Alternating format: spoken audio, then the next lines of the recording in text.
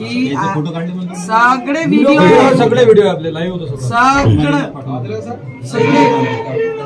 सगळे आजचे आज उचलून आणलं। आता आम्ही मोबाईल थोडासा सकाळी नॉर्मल राहील, उचलून आणलं नाही रात्री तर सकाळी पोलीस स्टेशन पासून पूर्ण दिंगाळे सुरू होऊन जिल्हा राज्य। विधानसभा निवडणुकीच्या अनुषंगाने दर्यापूर विधानसभा मतदारसंघात रमेश बुंदेले यांच्या प्रचारार्थ नवनीत राणा यांची खल्लार या ठिकाणी आज सभा झाली होती। सभा संपल्यानंतर नवनीत राणा हे आपल्या ताफ्यासह कार्यकर्त्यांसह अमरावतीच्या दिशेने जात असताना त्यांच्या वाहनावर आणि त्यांच्यावर अचानकपणे हल्ला करण्यात आला। या हल्ल्याचे कारण नेमके कारण अद्यापही समजले नाही, परंतु हा हल्ला दोन समुदायांमध्ये बाचाबाची झाल्यानंतर हा हल्ला झाल्याचे समजण्यात आलेले आहे। त्यानंतर नवनीत राणांचे जे दोन कार्यकर्ते आहेत यांना सुद्धा गंभीर मार लागले आहे। युवा स्वाभिमान पक्षाचे जिल्हाध्यक्ष आहेत त्यांना सुद्धा डोळ्याला गंभीर मार आहे।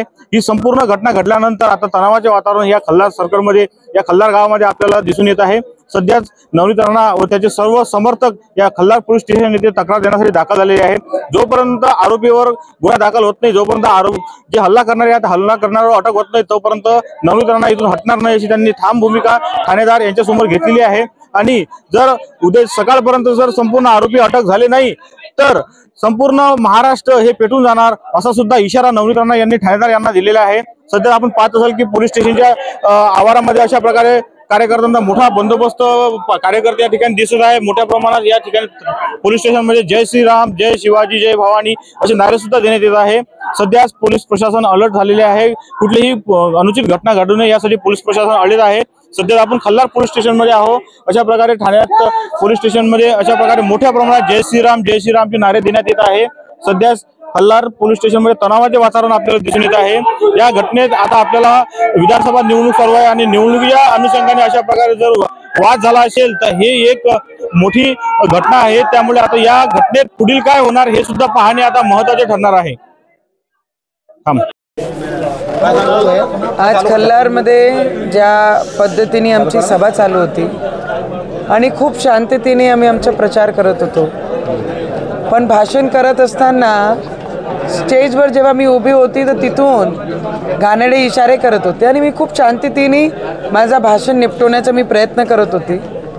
तिथून मला हुटिंग करत होते आणि जेव्हा मी खाली आली भाषण संपवलं तरी मी काही रिॲक्ट नव्हता केला, पण माझे कार्यकर्त्यांना पाहून मला पाहून जोरात अल्लाहू अकबर करायला लागले। आणि मग मारायला जेव्हा माझ्या लोकांनी आजूबाजूनी सगळ्यांनी सांगितलं देशमुखांनी की बाई तुम्ही भाभीला काहीच म्हणू नका, ताईला काहीच बोलू नका, एवढा घाण शब्द यूज करू नका, तुम्ही मारून टाकणार म्हणून न्यायालय काहीच बोलू नका। त्यांचं भाषण संपलं की आम्ही जाणार आहे आणि त्यांनी एवढंच म्हटलं फक्त की आम्ही जाणार आहे।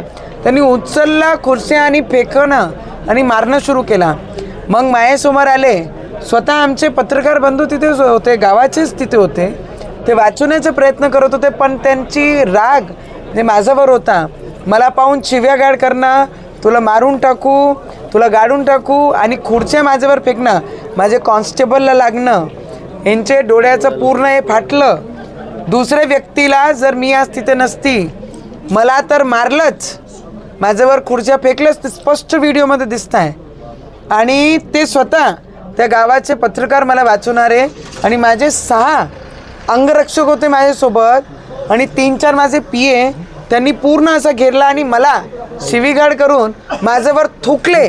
तर ते माझे जे हे आहे, जर तुम्ही हे पाहिलं तर हे पूर्ण चित्र जर तुम्ही पाहिलं, हे माझ्यावर थुकलं, माझ्या जातीवर शिवी केली, अल्लाहू अकबर मला देखेंगे तेरे को क्या कर सकते हैं करके, आणि यांच्यावर थुकले।